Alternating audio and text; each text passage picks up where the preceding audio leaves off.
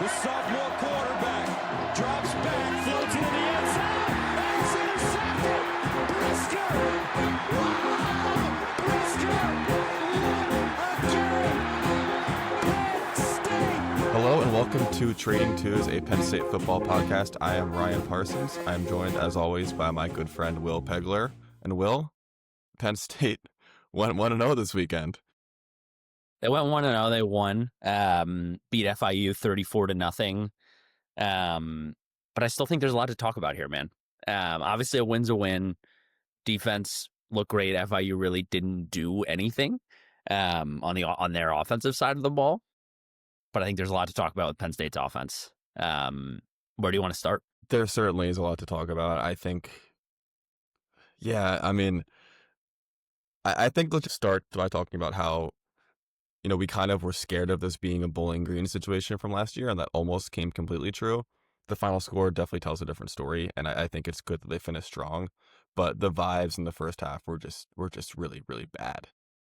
Yeah, I mean, they were up 10-0 at half. I think even then, because I know we were texting about it and we tweeted about it, like, oh, we were saying this will feel like Bowling Green. I don't think it ever. I mean, they had the Dinkins touchdown pretty early. FIU never really moved the ball on offense, so I don't think for me it was ever like, Jesus, are we going to lose to FIU? It was more like, why is Penn State screwing around and not really dominating FIU in any sense of the word on offense? On defense, I mean, FIU didn't do anything, but I think that's where we should start and what we should talk about mostly today. I think the offense against week one against Nevada, I think showed some really good things, and there were a lot of positives. There were positives here too, but I think the main word here is they just looked uncomfortable. Drew, I think, looks super uncomfortable. That's my number one takeaway off rip. He never really looked like he settled down. I felt like he was short-arming throws. He usually doesn't. On screen passes, it looked like he was almost weirdly aiming it rather than just letting it rip and throwing the football. And to me, he kind of looked like his 2023 self, where I think he only threw one interception, but he played super tentatively and almost looked kind of scared. So from that perspective, it was a super frustrating. I think even Dinkins had the touchdown early. That, I don't know about you, I wanted to call that play out, but even that play looked kind of uncomfortable. He was hesitant. He flipped it, but it was sort of a weird. He was wide open for 5 seconds before he decided to throw it. Yeah. So in the first half, like you said, they were up 10-0. They were winning. I don't think FIU ever really threatened, but at halftime, I think the general vibe was, what the hell? Excuse me, but I felt stop fucking around. What is going on right now? Yeah, FIU, I mean, especially when you saw the size disadvantage on defense, our defense versus their offense, it just felt kind of embarrassing that Penn State wasn't able to return the favor on offense. I don't know if Drew's struggles is the number one story. I don't even know what the number one story is. It's kind of hard to place a finger on it. What kind of stuck out to me early was that Penn State was trying to get the running game going. They were trying to bounce back from last week. And Nick and Katron had some good runs. I think even out of the gate after the first two drives, I wrote down that they looked better. But then got into some short yardage situations where they just couldn't move the ball even a yard. There was that fourth down they went for and didn't get. Nick was kind of almost similar to Drew, hesitant to hit certain holes and pop the ball outside. And the offensive line was kind of just getting beat and pushed around by the FIU defensive front, which isn't what you'd want to see out of this offensive line that is in theory so good that they have 7 starters and they don't know who to start because everyone's so good. To FIU's credit, they got creative with some stunts. They had some guys looping around on the outside, but on the run situations, it just seemed like we were out schemed and outmanned, which was, it just got so confusing because by the end of the game, they were in motion and things were clicking, but I don't know. It was too little too late. So it's kind of a hard one to wrap your head around. Yeah, man, the offensive line thing is weird. I don't know what that is. And I think Audrey mentioned it on their podcast. She asked Drew Shelton, what can you diagnose what's going on here? Why are you guys not bullying people as much as maybe you'd expect to against these weaker teams? And I think he literally said, I don't really know. I mean, I think they're stacking the box. They're making Drew throw it to these new wide receivers, which Penn State should be able to do and play against that. Um, Even still, though, yeah, they just haven't. I think the holes haven't been there maybe as much as we would have expected. I also think, to your point about Nick, I think he has looked a little bit hesitant and jump cutting maybe when he doesn't need to, rather than just going. And we saw more of that from Katron yesterday. Obviously, on that long touchdown run at the end of the game, I think for me and for you and for a lot of fans, that was a big moment of exhale. Like, wow, okay, yeah, this run game can go. Katron's explosive. So is Nick. I mean, Nick ended up having a touchdown run and did have a couple explosive runs, but nothing major. I think I was kind of looking for him to have one of those like classic 80-yard touchdown runs, which I know is a lot to ask. So maybe not even that, but even just breaking free a little bit and consistently picking up 5 to 10 yards. It felt like even that felt like picking up yards was a struggle. Like we were really, there's a couple drives in the second half. I think there was more rhythm. The Devontae Ross touchdown was awesome. There were plays like that where we're like, okay, that's a flash. That's what we'd want to see. But we didn't see it on a consistent basis. And I think that's something James talks about all the time, doing things consistently. And look, they won 34-0. They're 2-0. We'll talk about it later, but there's some other teams on the national scale that maybe didn't dominate as much as they were expected to also against inferior opponents. But still, I mean, this is the number 2 team in the country, and they did not look like it for a lot of this game on offense.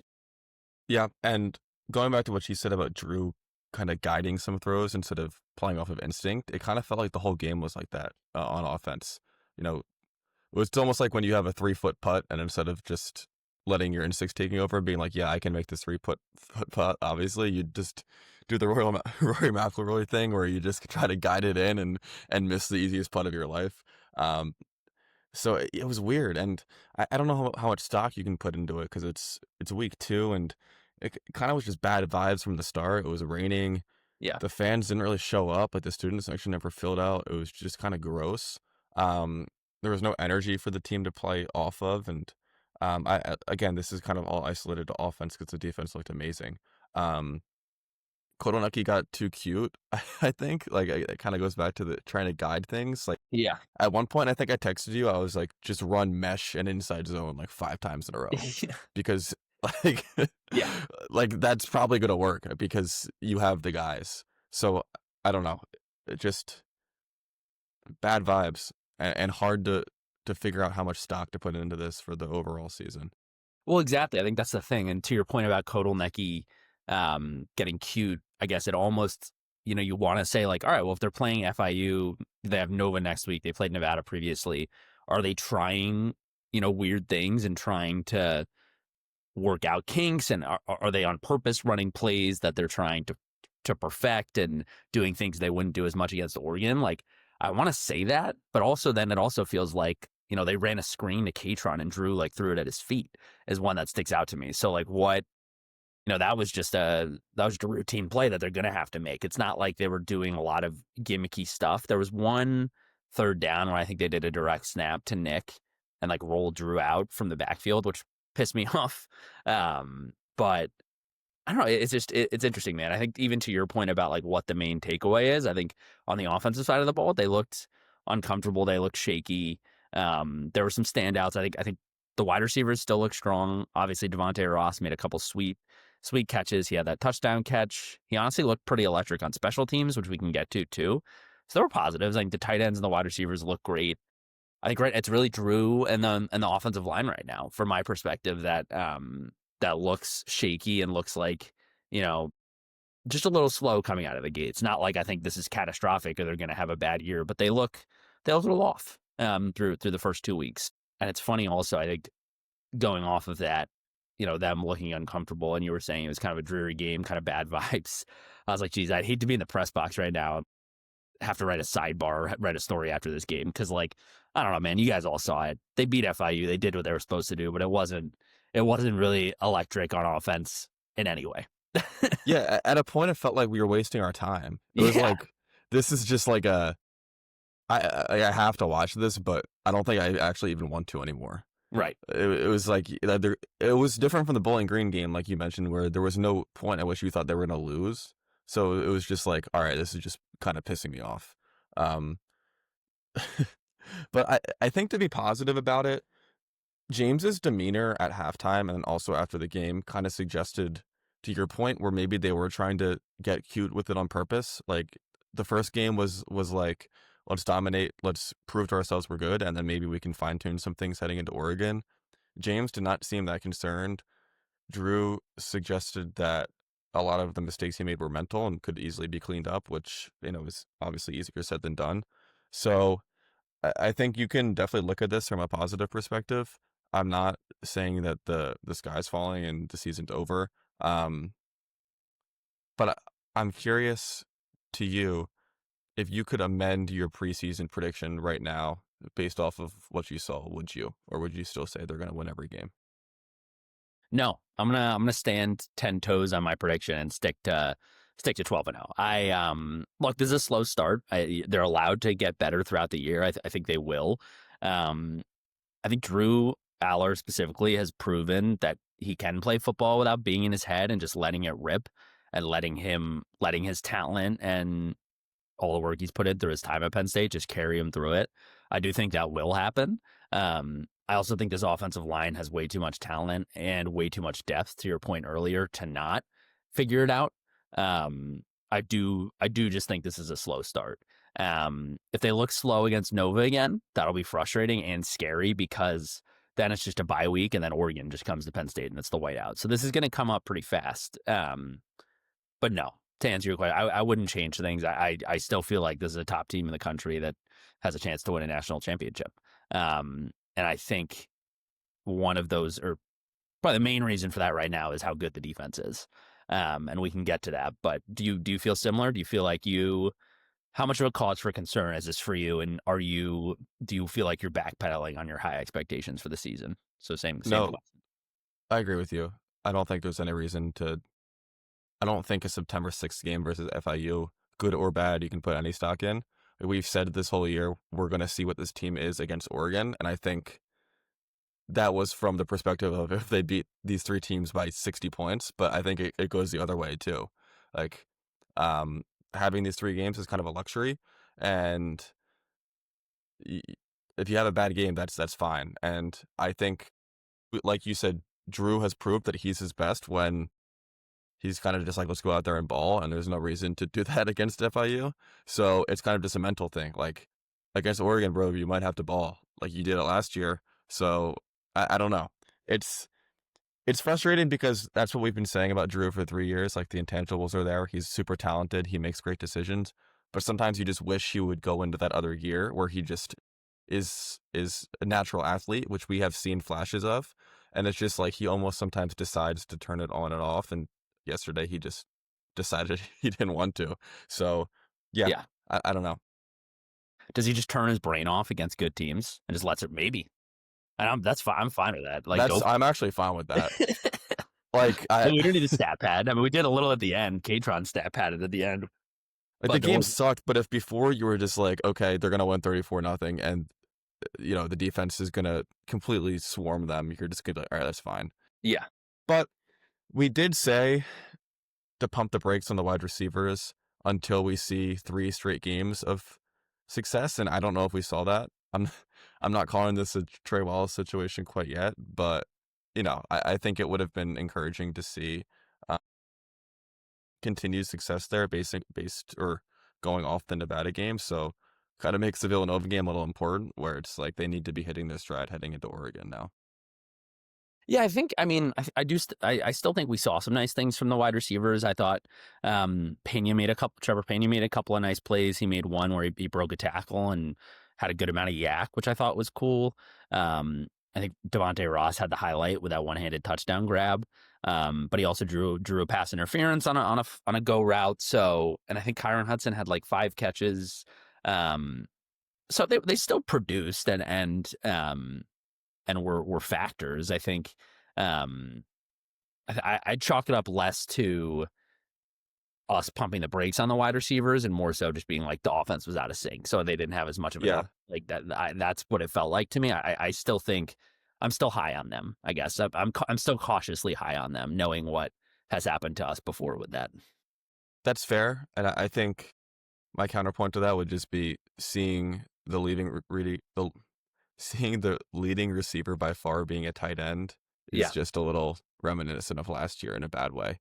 But also, Luke Reynolds just had a good game. So, He did play well. who are we to really put stock in any of this? Can we talk about the defense now? Yeah, let's.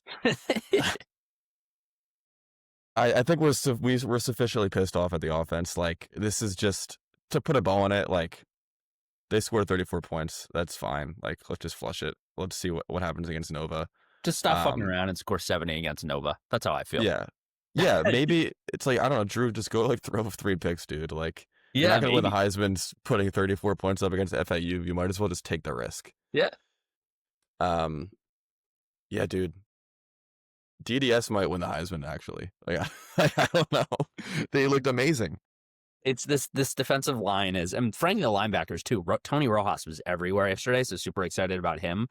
DBs, I mean, not much to say. I mean, the FIU offense never got going, so the DBs were never really challenged. I think they probably just blanketed the wide receivers all day. So just wanted to get those position groups some love as well before we go in on this defensive line. I mean, they are awesome. Alonzo Ford had that pick, which was sweet.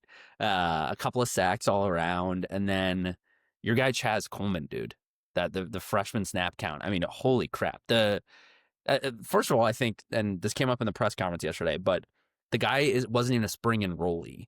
He got to State College, I think, in August for fall camp. Pretty much just like a freshman, just a freshman at Penn State. And he had a strip sack yesterday where it was FIU's backup. He knocked the ball out, picked it up, and looked like a running back and nearly housed it. And he is awesome. And he is a true freshman who I am super excited about. Yeah, I mean, the preseason hype was so high, and then in week 1, it was like, all right, like, he's definitely raw. But that strip sack he made, that was like reminiscent of Brian Dawkins, where you go up and make the strip sack and then immediately pick the ball up. I mean, if he housed it, it would have been that much better, but like, that is an insanely impressive play. And he looked good, but also I think everyone else took a step forward. I thought Jalen Harvey had a great game after what I thought was not a super impressive week 1. Anaya White had that sack on the inside.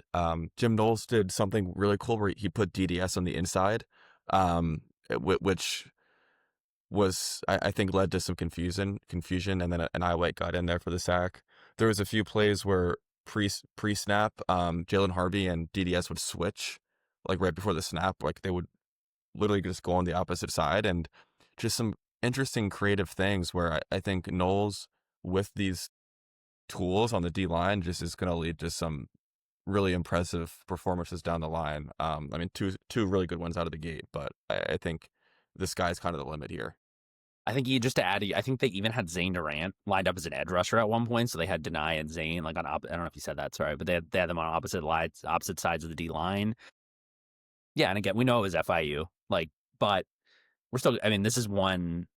If you're going to be annoyed and frustrated about the offense having a slow start, then you also have to say, well, the defense through 2 weeks against inferior competition, albeit that is true, but they still look like one of the best units in the country. And I think you got to start with the D line. It's funny, like they've played so well. I don't really know what else to say just because they look so good. I mean, the linebackers looked great. DeLuca had the block punt. I think he had a couple of tackles for loss. Amari Campbell honestly looks really comfortable. I know he has the coach's comm on and is calling the plays right now with Jim Knowles in his ear. Nothing has really stood out for me in terms of him looking uncomfortable or looking like he's new to the defense. Obviously the Oregon challenge looms, but I think if they have another dominant performance against Nova, there's no reason there's no reason to not be super confident that they can hang with Oregon, and it could probably be one of the best defenses that Oregon faces this year. Yeah, and to your point about Amari Campbell, I think that goes across the board. Week 1 looked good, but it felt like every unit took a step forward this week. Key Wheatley had an amazing game. There was a few plays where I don't know if it was coverage breakdown or Penn State was just, I think their objective was just, let's play soft zone, and if they find a hole in the zone, like, that's fine. They're not going to score a touchdown. And Ezeki there was that one series where he had 2 plays in a row where one, he made that open field tackle, and the second one, he had this insane PBU, like laying out, just getting his fingers on the ball, like literally textbook safety rep. Yeah, I mean, should we just shout out guys? Like, I don't know how else to say the defense did good. Like, should we just start naming guys who did well? Yeah, man. I mean, Zakee Wheatley, like, that was awesome. yeah, I'm glad you brought that up too, just because I said there's not much to talk about with the DBs because they really weren't. They just did their jobs. I'm glad you brought that play up because I forgot. Because you're right. I think it was pretty much a touchdown saving tackle because FIU did have some speed and the running back broke through and cut right and Zakee like caught him and it felt like he was about to burst and kind of break the shutout Penn State was pitching. And then yeah, the recovery he made, they showed it in slow motion. I mean, that looked like. I don't think that was just luck. Like it looked like the receiver put his hands up and at the right time, Zakee stuck his paw in there and forced the incompletion. So yeah, he That stood was out. not luck. I think everybody on it just feels like they can't go wrong with the 11 guys they put on the field. I think Zakee has been great. Everybody on the defensive line has been great. I feel good. I mean, we've seen really the 3 starting linebackers stand out. Haven't seen like all of the depth there yet, but Rojas, Campbell, and DeLuca, I think, have done their job. So, yeah, man, they've done what they are supposed to do against FIU. I think I'm to your point. I'm trying to think of other people that we should shout out or that stood out. But yeah, man, it was an awesome day for them. Your guy King Mack too had a good game, I thought. Yeah, it's I'm just looking at the depth chart here and looking at the stat line. Like everyone was putting up numbers, and it was interesting because of the score. They didn't really have a lot of time to rotate in people who would be the backups or third strings. Like DDS was on the field in the fourth quarter. So I mean, they were playing young guys just as part of their game plan, but didn't get to really empty the tanks there. But it was fun to just watch the starters put together a full 4-quarter performance instead of leaving at halftime or halfway through the third quarter. Yeah, I guess that's funny. Like in a weird way, like because the game was close, that's why they pitched a shutout. Like they would have against. Actually, I guess Nevada had 1 field goal, but Nevada's not scoring that touchdown last week if the defensive starters were still in. You got to think, right? So I guess because you don't want that, but because the offense kind of kept it close, that we got to see the defense the whole game, which was cool. I mean, that's not actually a positive. I would have liked it to be probably Penn State to double their lead, but no. But yeah, I mean, I think we can honestly enough said. I think everybody knows like this defense has the chance to be, but already is awesome. And I think they're going to be really fun to watch in the whiteout with the best crowd in college football behind them. Nova first. Absolutely. Nova first. Yeah, I'm focused on beating the Wildcats. Yeah. Cool, man. Do you want to talk about special teams too? I do. That they also did an amazing job. The DeLuca blocked punt. I mean, Nwosu as a punter, like an amazing first performance. Just winning the field position battle all across also the field. I mean, what were your big takeaways from the special teams performance? I think there were a couple, like the only negatives were Barker's field goal that got blocked right before half, but it was like a 55-yarder. So, and I think James actually said they did the same thing that happened against Minnesota. Like when Minnesota blocked the extra point last year, one of the offensive linemen just blocked in the wrong direction. So that's why that got blocked, which stinks. And I think Noah's had a couple kicks out of bounds, which you can't do. But no, I mean, Barker has been money. The long one that got blocked, like I just said, but otherwise he's been really pure on unfortunately a lot of drives have stalled out and he's been able to at least grab 3 for us.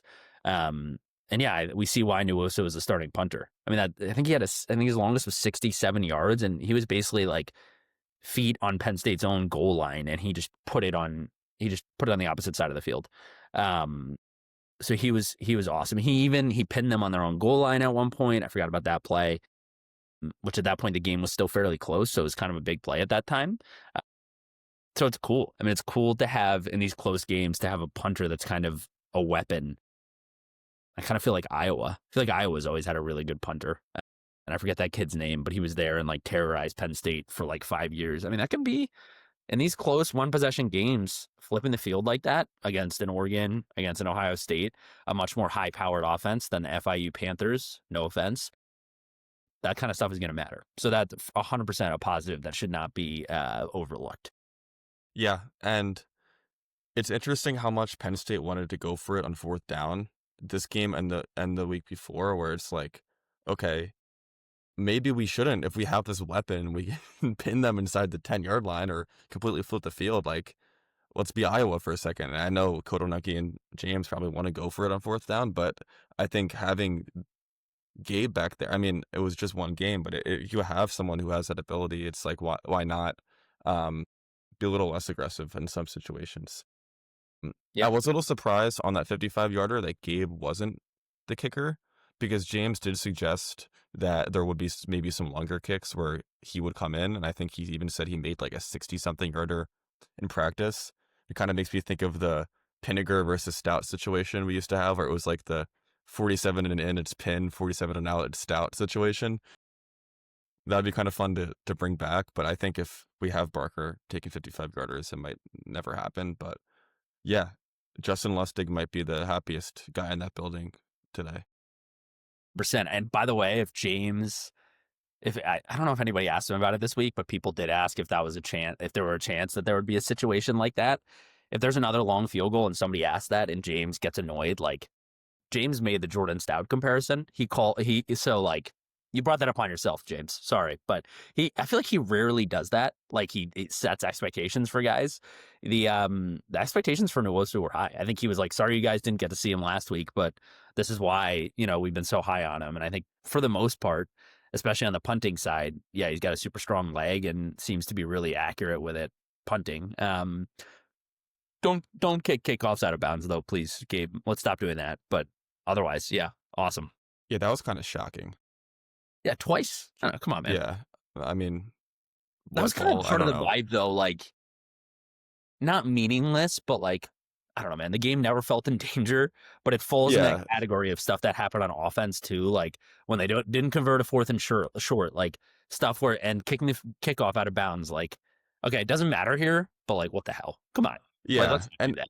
Well, it makes you think, like, when it does matter, are they still going to do this? Because your immediate thought is like, okay, FIU has the ball at the 40 instead of the 25. Like, I don't give a fuck. Like, they're not crossing midfield either way. But like, I don't know. Are they going to lock in against Oregon and be like, oh, this actually can't happen?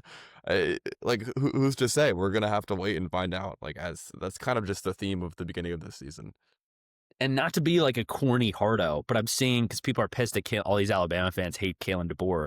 They're showing all these old videos of Saban. They're up like 50-10 on like Louisiana Tech, in 2018. And he's like screaming at like Devontae Smith and Jalen Hurts. Like, you guys suck. Like what, like, so like the standard is the standard. And like, you'd think that's the kind of stuff isn't going to happen against Oregon because they're going to be locked in.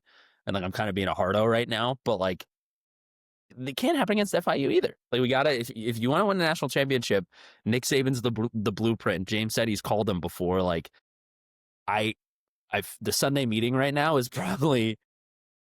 I know you're laughing because I seem mad. I'm a little mad. No, it's just funny you said he called Nick Saban. He has before. Like, yeah, I know, but is he gonna wake up today and call Saban again? And be like, dude, like.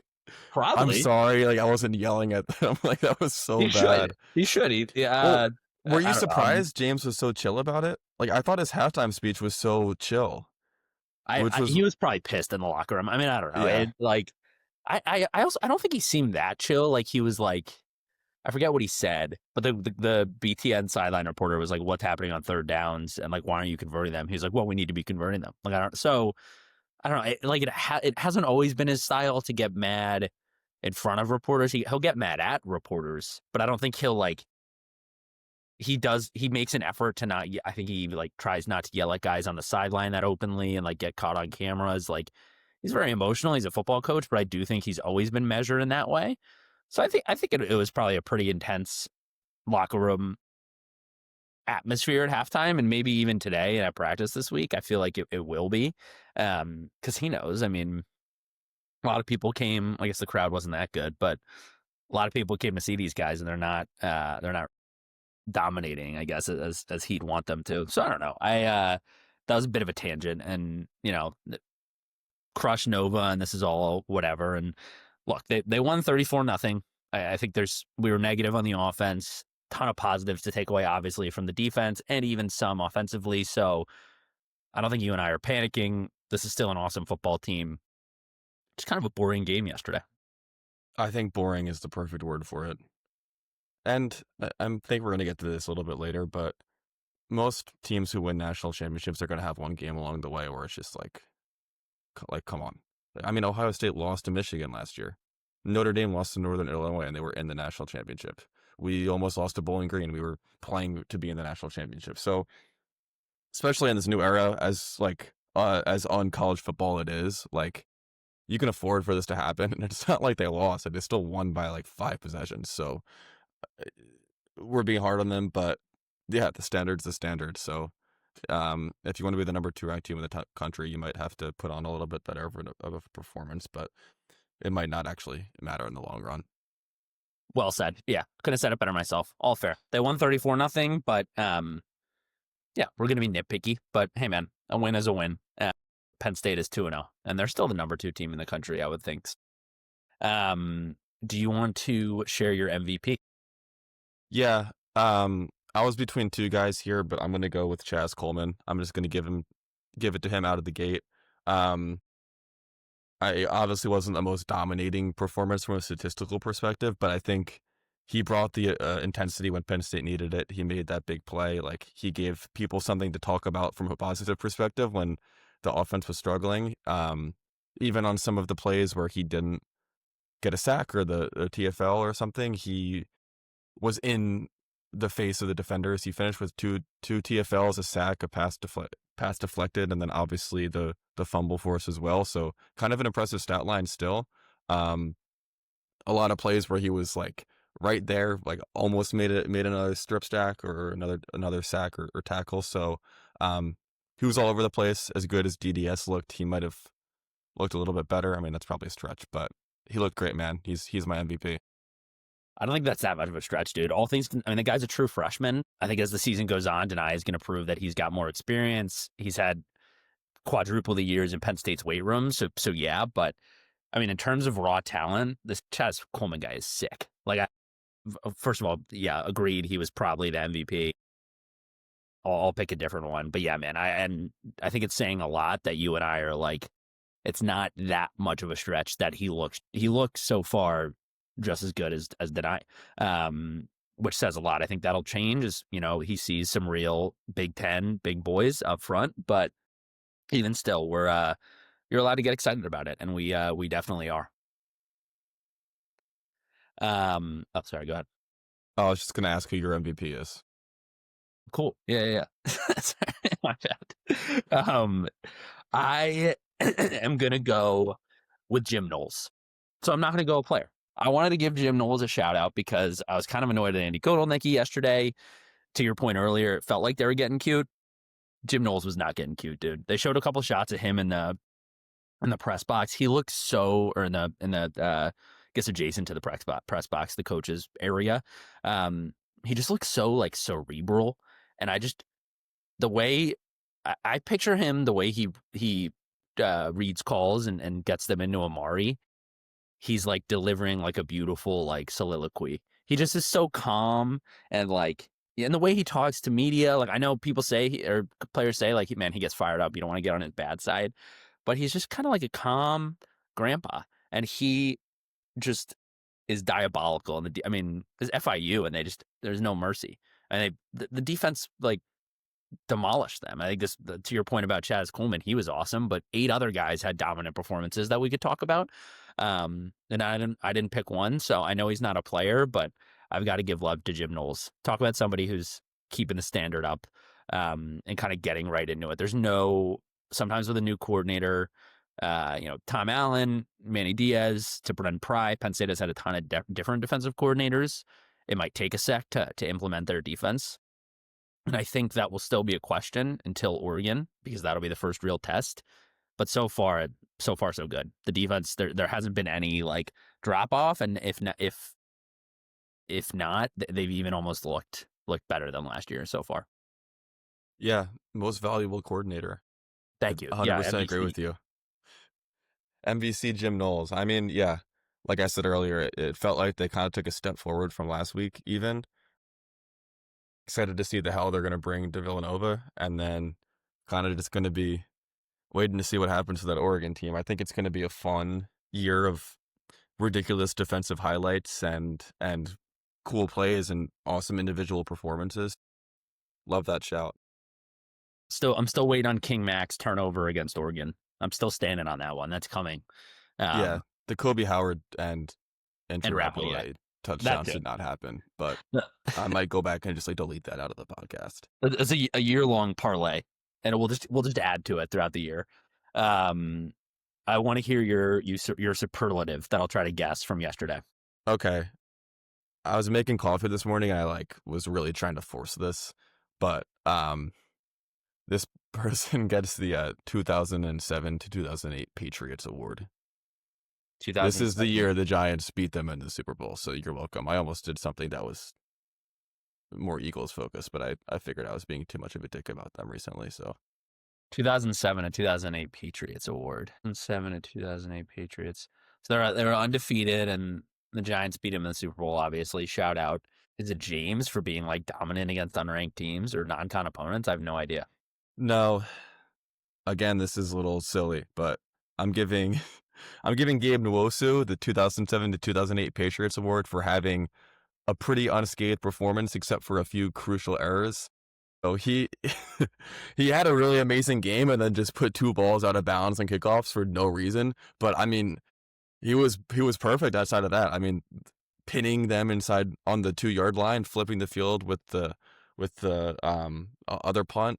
But yeah, just kind of making two bad plays and putting FIU right on that 40-yard line on the kickoff. So that's my superlative.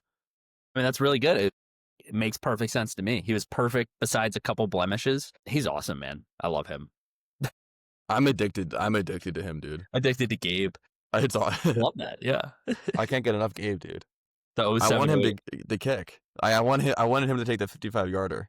And when Penn State went for it on the second drive, I was like, why didn't they have Gabe kick a 60? I know, like he might have made it. Also, by the way, that was what was so. I keep saying it, but that was what was so funny about yesterday. Like, they should have just done that because they were so clearly never actually going to lose the game. Like FIU could not move the ball. And there was a couple, a little bit, yes. And actually, I think they did have one drive that built up, but then there was a turnover.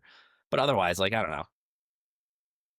It just felt like they weren't what are we doing? Like what happened yesterday? I don't know. Doesn't matter.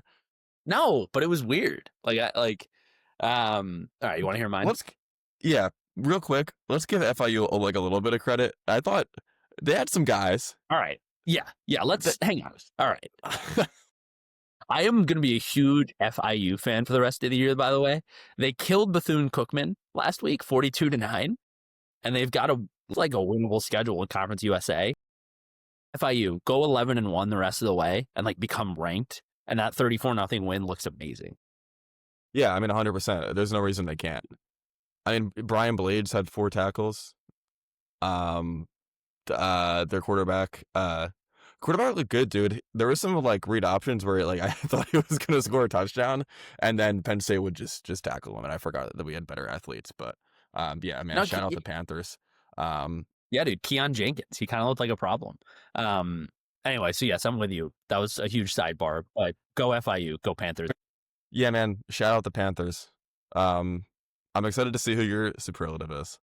Yeah, man, shout out the Panthers. My superlative, I'm getting it up right here, is the Convocation was a long time ago, man. Award. Kind of weird. I don't know. I feel like I'm missing something obvious. I actually can't figure it out. So Convocation night, you wear your dumb major shirts and go to the Bryce Jordan Center. It's kind of cool. I'm giving that to all of the upperclassmen starters on Penn State's offense, especially Drew and Nick and Katron and some of the older offensive linemen. Convocation was a long time ago, man. Be a leader this week. You won the game. It's all good. But we all know that wasn't good enough. Maybe Drew needs to be kind of a dick. Convocation was a long time ago. Sean Clifford's not here anymore. Sean Clifford's married. It's everybody's moved. I don't know what I'm talking about, but Convocation was a long time ago. Be a leader, Drew Shelton, Nick Dawkins. I have no doubt that will happen.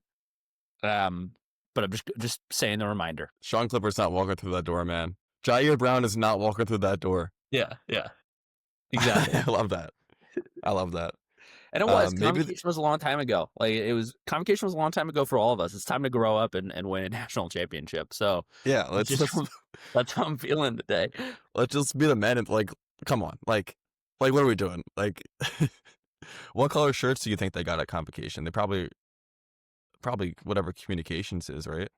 Drew's like a tourism major, I think, right?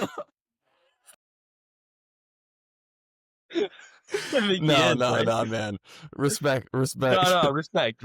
I think he's like a Parks and Recreation. I mean, he's going to the NFL, but right? I think this is ridiculous. It doesn't. I'm trying to figure it out.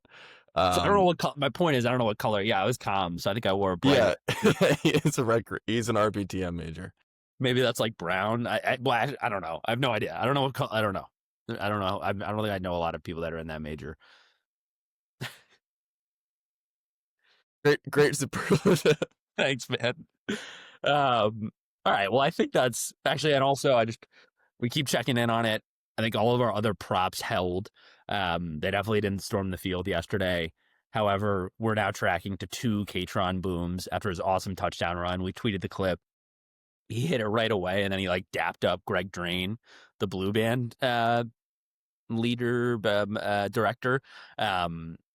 So yeah, I mean the over's getting smashed on that. 2 games, 2 booms. He might have it by the time they go to UCLA. You throw in a couple multi-touchdown games, he could be at 8 booms in mid-October. So I think we're dead there. Yeah, I mean, let's give some love to Katron. I mean, that was the longest run of his career. I think it was cool that both him and Nick scored at the end, like despite how stupid the rest of the game was. Kind of figured it out. Like that was a very impressive run. Like maybe one of the most impressive runs he's had in a Penn State uniform. So, and the celly was sick. I mean, it was like he dove in the end zone, and the second he got up, he just put the ski mask on.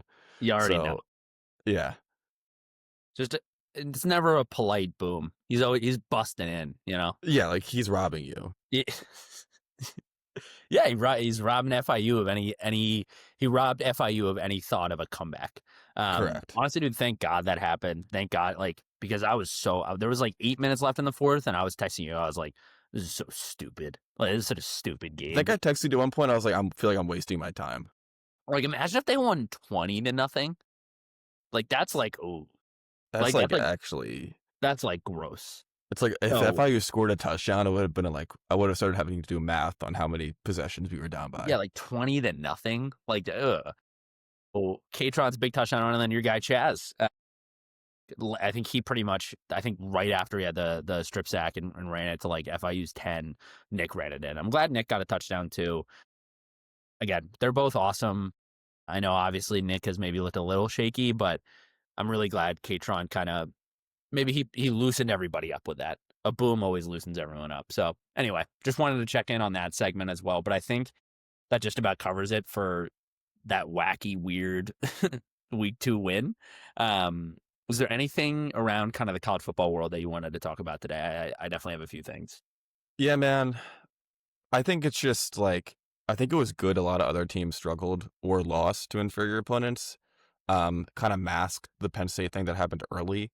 I'm curious to see if they're still going to be the number 2 team in the country. I think you certainly could make a lot of arguments that other teams are better than them at this point, but it's kind of just like if you're the number 2 team, it's like, what's the point of like making them a 3 at this point? Like, it doesn't actually matter. So I think Penn State got lucky with some of those other games and losses. So yeah. No, 100% agree. You and I were talking about it before we started recording. A couple of huge Big Ten wins that I think we can get to in a sec that were a little scary. Georgia beat Austin P. The hell is that? 28-6. LSU beat Louisiana Tech 23-7. Texas beat San Jose State 38-7. I know Arch had a good stat line, but whatever. And the UF lost to the Gators lost to, USF, who actually looks like a really good team. But I think, we had a noon game, so it felt like, oh my God, this is a mess. And then other stuff started to come through. Clemson barely beat Troy. College football is bizarre. It's really, really early in the season. We just got started here. And I think we forget that weird things happen literally every weekend, and you got to be happy Penn State beat a team 34-0. Yeah, it's like Michigan State went to overtime with Boston College. But yeah, it Arizona actually, State lost to Mississippi State. Like, it's all right. We're gonna be all right. It's it's it's a wacky world out there. Clemson looked bad against Troy. Like Troy kind Like, of gave that yeah, away. Like Troy really had a chance to win, and then Clemson scored late, and Troy was threatening, and then they took like 2 really, really bad sacks to kind of end it. But that, I think, final score, Clemson won by 11. That's a lot closer. That final score does not tell the full story. I love saying that, cliche, but it's true. That Troy looked good and Clemson did not look great. So there's weirdness happening in the top 10. I will say a couple other games in the top 10. Is it time to be scared of Oregon? Because I think it yeah, might. man. I'm like terrified. I mean, I put that game on. I don't know what the spread was, but I was like, oh, this could be like a fun matchup. Like maybe they'll kind of give them a run for their money, but it wasn't even close. Like from the get-go, I think Oregon scored on the second play of the game. Like the running back just got loose. Um, who do they play next week? I Yeah, I'm scared if that's what you're asking. Like, yeah. I mean, yeah, like I mean, 69-3 against Oklahoma State. I mean, Oklahoma A State, legitimate program. like they're real. I mean, I guess they might struggle in the Big 12 this year. I know they've had some more down years. I'm blanking on their coach's name right now, which I'm sorry about, but he is a really like strong football coach. I think he's been there like north of 10 years. So they're a real program, and they got embarrassed. Oregon's offense looks high flying. I think a lot like it did all of last year's regular season, and Penn State saw in the Big Ten championship. Oh, I mean, I got to stand 10 toes. I've got Penn State going 12-0. I think our defense stands up to them, and I think our offense figures out in time. Because if I don't believe that, then what am I doing? No, I mean, you said it. I hadn't really checked in on the game to that point yet, but you texted me yesterday afternoon. You were like, Oregon may be a problem. And I think they are. So I don't know what the spread opened at, but for the Penn State Oregon game, but you got to think that's tightened. During the second quarter, I tried to figure out if it changed or not, and I couldn't. I know Penn State was I'm not favored a by big a few. gambling guy. Yeah, it was like 2.5 or 3.5 points when it opened. But I mean, Oregon has 2 games. We only have Villanova. They have Northwestern and Oregon State. I mean, if they crank Oregon State and Northwestern, like this could be a pick'em at kickoff. And also, Yeah. I mean, they're 6th in the country right now. I mean, we could be staring at like a 2-3, 2-4 matchup. Well, that which would be very exciting because it kind of gives Penn State an opportunity to get a huge win. But yeah. it's terrifying. I mean, it is. I mean, I think it'll certainly be a pick 'em, and I think that's honestly just the whiteout factor. You have to lay like 3 to 4 points. Like the whiteout will change the line. I think if it's like neutral site, or if it's at Oregon, obviously that like Oregon at this point, I would think they're like favored on the Vegas side. Just in this very moment on Sunday morning after week 2. I agree. I think it'll be a pick 'em by the time the game starts. I mean, it should be anyway. I mean, I think we probably knew that. Like, I think people maybe had Oregon being worse than they were last year. I probably did too, but they look pretty damn good right now. So, excuse me. But yeah, I'm scared of them. Yeah. Dante Moore looked good. I mean, C9-3, like when you just hold that result up next to the Penn State result, it's like, Right. This is a problem. Right. Also, when I just said 69, which is a funny number, it just made me remember when Penn State was like losing 10-0, they like tweeted 6-7 from their Twitter account, and I was like, I wanted to block them. They like made like a 6-7 meme. Oh, it was with Zaki and Zion Tracy. I think so, yeah. What is that meme? What does that mean? I don't know. Okay, I don't know what. We're unk, dude. I know, like, because I see, like, I saw you like set like 6-7. Like, what is that? Whatever. I don't know. I actually don't want to talk about it. Okay. It's just like it pissed me off. I know. Glad I didn't see it. Glad I didn't. I mean, that's poor timing. The social team was also like, I don't know. Fuck it. We're not losing to FIU. Yeah, like this should do numbers. Then, let alone in their replies, they got people like us being like, delete this shit. Yeah. We got to talk about Bo. There were some tweets about Bo. There were some people insinuating things about Bo. what people are insinuating is not nice. It's unacceptable, honestly. He looked good against Kansas. They won the border war game. He looks good. Bo looks good. I love Drew. Drew started over Bo for a reason. Bo is the man. I know everybody's like, oh, well, he's the better fit for Andy's offense. Stop saying that, man. I guess. It's rat poison, to quote Nick Saban again. That's rat poison. Why are we even saying that? That is such a hypothetical. Anyway, I'm happy for Bo. He looks good, but please stop saying that because it makes me sad. I don't think this is a conversation anybody should be having, to be quite honest with you. It was the thing with Will Levis when he looked great at Kentucky, and it's like, well, he actually might just suck overall, like, to be honest with you. I mean, no, I like Will Levis, but he was not a good quarterback in the NFL. So I don't know where I'm going with this, but no, I think there's like the undertone that, and you and I said this, like anytime Bo plays well and Drew has like a shitty game, which by the way, Drew didn't look great, but he threw 2 touchdowns, like it was fine. That's going to be the narrative. Like, oh, well, Bo is the runner. He's fast. He can run the option. He is the better fit for this offense. And like people are just going to say that anytime this kind of stuff happens. It's week 2. Let the season ride. Drew Aller's our quarterback. Obviously, we're fans, so like we're biased. But I mean, anyway, I just want to bring this up because I'm happy for Bo. But we're allowed. Me too. We're allowed to be happy for Bo and consider him a good quarterback without saying, oh, he's better than Drew. Like those two things can exist together. Like Drew can be like so. Anyway, I just wanted to say that because it was upsetting me. I need Drew to go out against Oregon and just do what he did to them last year and win maybe. Just eliminate. Well, yeah. Not the losing the game part, but yeah. We're anti that conversation. This podcast, the Drew Bo conversation. I don't actually, but then don't. We're not even going to give it the time of the day. No, that's anti it. Yeah. Okay. Well, that I felt like it was a fun one, man. We went. This is gross, man. No. It was fun. I think we went. I know we had some connection issues there for a sec, so hopefully we sound okay in your guys' ears. But this is a fun one. Is there anything else you wanted to talk about, like national landscape wise, or at Penn State? No, I think just like Penn State, we just got to flush this and get out of here. Absolutely stoked to preview Villanova next week. I think it's going to be a fun game. You know what? When we played Villanova a few years ago, I thought it was a home and home, and I was really excited for Penn State to play at Villanova. I'm like, I don't think that's even possible. I think their stadium holds like 4,000 people. So, but yeah, man, I'm pretty excited to move on to next week here. Hey, Nova, I'm done. We're gonna preview this. We're gonna preview the shit out of Nova. We didn't take FIU seriously. We were annoyed about it. Well, I'm setting the bar high, but hey, Nova, Jay Wright isn't walking through that door. Jalen Brunson isn't walking through that door. This is a football game. We talk about basketball season later. This is football. We're gonna stomp Nova and remind everybody why Penn State's the number 2 team in the country. Facts. That's it, man. I think, right? Any other parting thoughts? Yeah, I've said enough weird stuff. This is kind of a weird episode.